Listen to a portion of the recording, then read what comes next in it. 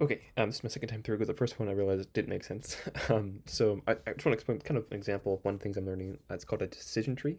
It's really simple. It's just a way a model can try to make a choice about something in classifying. So it kind of an easy understanding, right? Is that it's making all these different choices, and these are different. Each choice is called a node in the data set. It's just a name for that, right? So at each decision, it will look for what gives it the best split at that point. So let's say, here's an example. Let me kind of give you some background. In Tanzania, there are tons of wells, right? They still use well water for everything.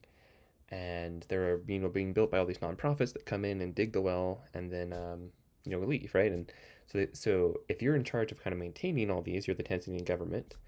You don't have the resources to send someone to go check each one of those wells, you don't have enough crew to keep maintaining them and checking them. And so if you can know in advance how likely a well is to fail, you can get ahead of it, make sure you have the parts already ordered, and maintenance the ones most likely to fail instead of trying to maintenance all of them, right? You can use your resources better and to know where they needs to be. Um,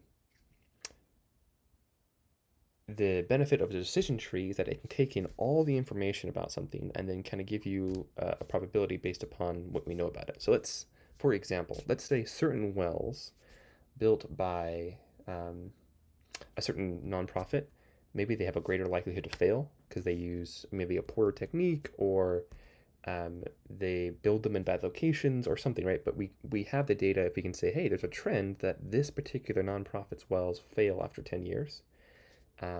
But you can see that, right, in the model. Um, and so the model can use that information, that it can see it, use that information in making a decision, kind of classifying, is this well likely to fail in the next year, right?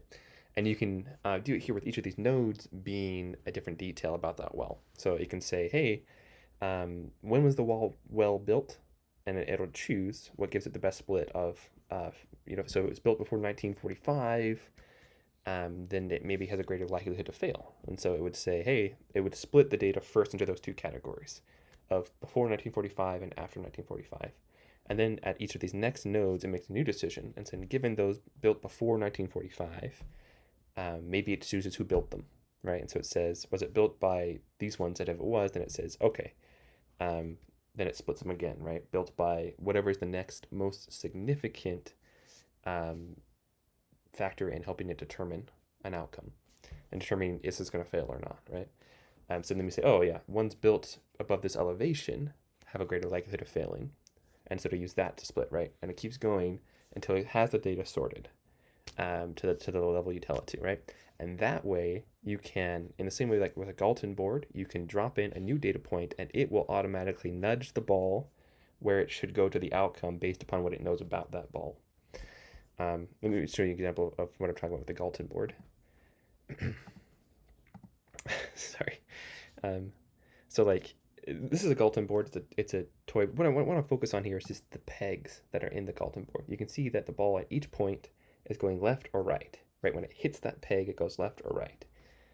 That's kind of like what the decision tree is doing with each new data point you're telling it to predict.